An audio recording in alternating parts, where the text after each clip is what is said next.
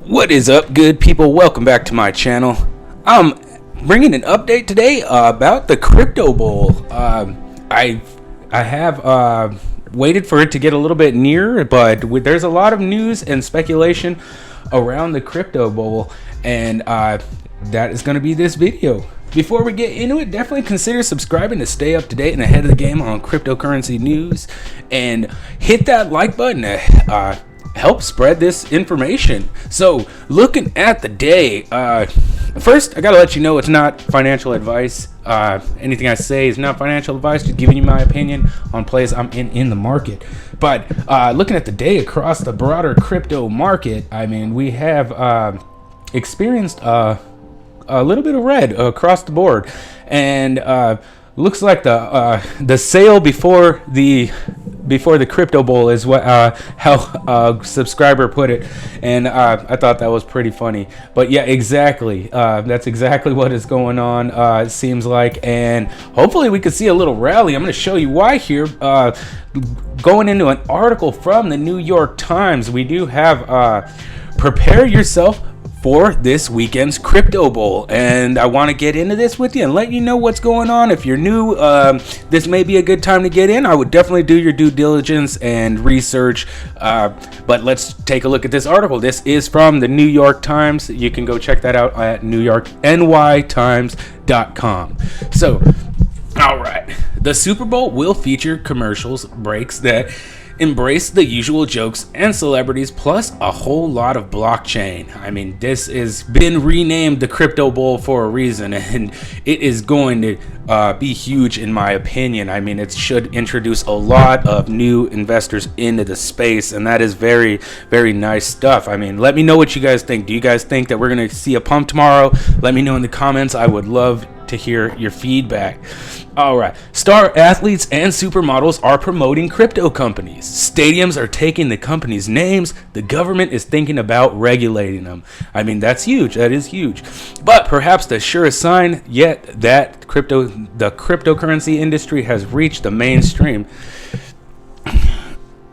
It will be ubiquitous during this weekend's Super Bowl commercials, and this is very nice. This is what we want to see. I mean, at least 3 online services for buying and selling digital currencies, eToro, Crypto.com, Let's Go, and FTX are scheduled to run ads during the game on Sunday.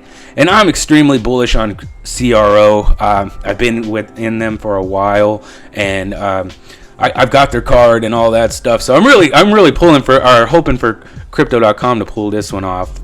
BitBuy, a Canadian crypto exchange, will run one during the Canadian broadcast of the game. So great. I mean, wow, that is pretty cool. That is something I didn't even know.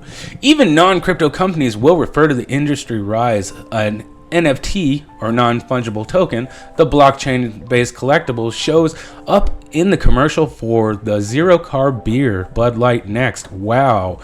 And Expedia ads starring the actor Ewan McGregor was, I apologize if I didn't say that right, which urges viewers to book more trips on the travel platform instead of collecting more unnecessary stuff. Silently lumps virtual cryptocurrency into the category as of stuff. And TurboTax, the software company that recently started a direct deposit program with Coinbase to allow users to convert their tax refunds into crypto, showcases a small-town crypto investor in its ads.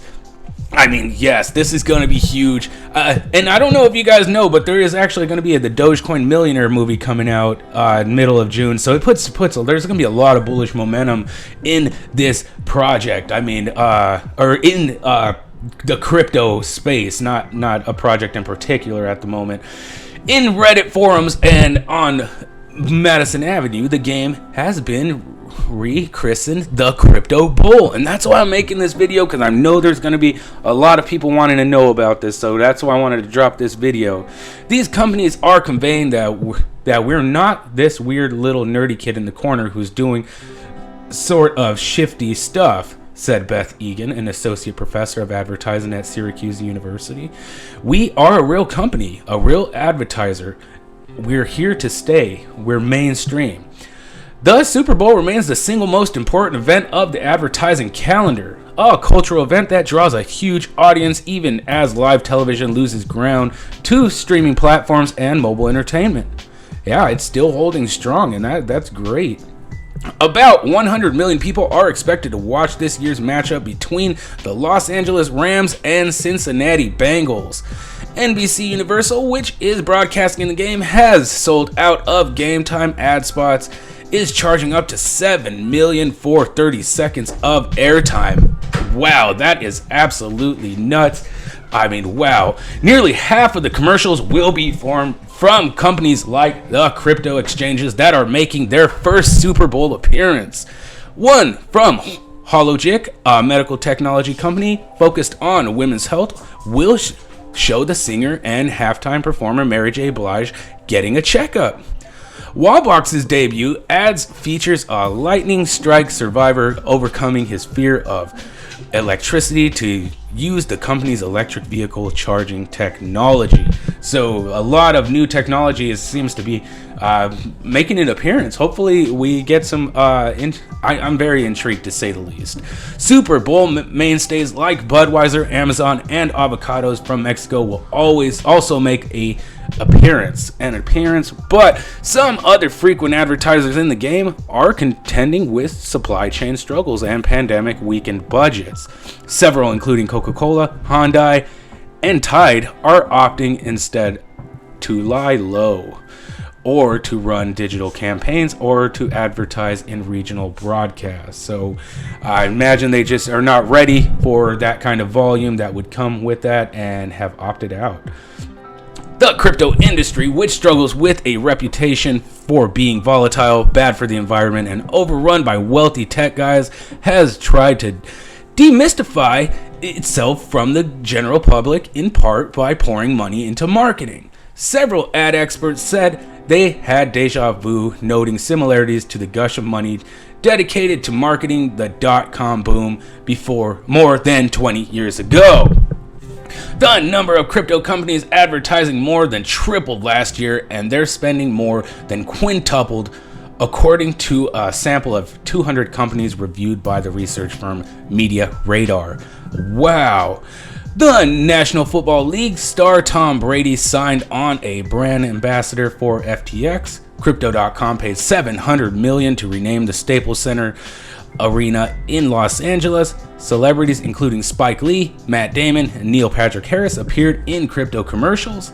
Meta, the parent company of Facebook, loosened a ban on crypto ads that had been in place at the social network since 2018, explaining in December that cryptocurrency landscape has continued to mature and stabilize in recent years. Google also relaxed its crypto advertising guidelines over the summer.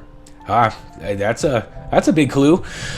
Not everyone is sold. The monetary authority of Singapore, a financial regulator, said this year that crypto companies should stop advertising to retail investors because trading digital currency is highly risky and not suitable for the general public. The Athletic, the sports news site recently bought by the New York Times, reported last year that the NFL does not allow teams to sell sponsorships to cryptocurrency trading firms. So they're not yet sold on crypto right now, but we'll see if that changes in the coming future. The Super Bowl is low effort. It's fun. You're in a relaxed mode, and then a crypto commercial comes on and it seems friendly and accessible, and people might be more likely to give it a shot, said Demetra Andrews. I apologize if I butchered your name. A clinical associate professor of marketing at Indiana University. But it does present real risk. Certainly more than trying out a new flavor of beverages or Uber Eats.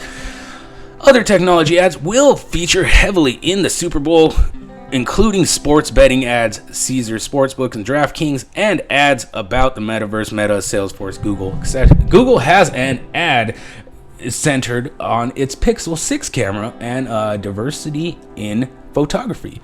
So very cool. A commercial from the financial app and Super Bowl first-timer Greenlight shows the Modern Family actor Ty Burrell impulse buying a Fabergé egg, a jetpack, and a Pegasus. Many ads debuted on social media well in advance of the game or were teased with online trailers as companies tried to catch cord-cutting viewers who are moving from television to smaller screens.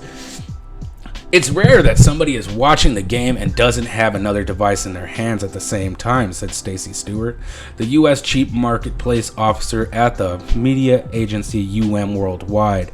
If we're going to spend that kind of money producing and airing a Super Bowl ad, you want to make sure you're maximizing that exposure. Makes a lot of sense. It makes a lot of sense. I'm expecting a lot of heat coming in the Super Bowl. That is for sure. And State Farm is skipping the broadcast after making it Super Bowl debut in 2021, focusing instead on social media campaigns that invite TikTok users to compete for a role in a future State Farm commercial. Wow. By posting videos duetting with the company's spokesperson, Jake. Allison Griffin, the company's head of marketing, said an uproar last fall over anti-vax comments by Aaron Rodgers, who appeared prominently in last year's commercial, played no role at all on the decision to Super Bowl or not to Super Bowl. Wow, we were looking at for broad reach last year. This year, we were contemplating millennials and Gen Z in particular, meeting our customers where they are, she said. We want to test and learn and see how we do in these spaces, and those results will be what we consider and what we make decisions about big media investments in the future. It makes sense but television is still an important part of our media mix for sure, she said, adding the State Farm could return for future Super Bowls. Some companies like Hologic, Salesforce, and Toyota are running campaigns across both Sunday's game and the Beijing Olympics, which opened last week and are also broadcast on NBC Universal. Automaker, film studios, and travel providers are returning to the Super Bowl after the pandemic stifled demand for leisure outings last year. The online travel agency Booking.com recruited the actor Idris Elba to star in the company for the first Super Bowl ad. That's him there. That is, yep. And Arjun Djik, I apologize if I butcher that name. The company's chief marketing officer said that despite the continuing pandemic, he wanted the ad to avoid the somber tone that marked several commercials last year. The zeitgeist of today is really lighthearted, feeling good. People want to look forward to have a chuckle, he said. So I don't think it was time to be very serious or emotional. Mr. Djik said the ad was a bet that Americans would channel that optimism into spring break trips and summer vacations. COVID really made the travel reality very different, he said. We really think that the demand will pick up, but I'll be honest, it was kind of an educated gamble is probably a big word, but I had to convince my boss that the timing was right. Booking.com bought its ad space in September, 5 months before Sunday's game. Also in September, Fox Sports opened ad sales for the next Super Bowls 18 months early. I mean, this is it right here. I wanted to bring this one because I felt it had the most information packed into it, and I appreciate you guys watching this video. Hope you guys are making money in this crypto bowl, and I will catch you in the next one.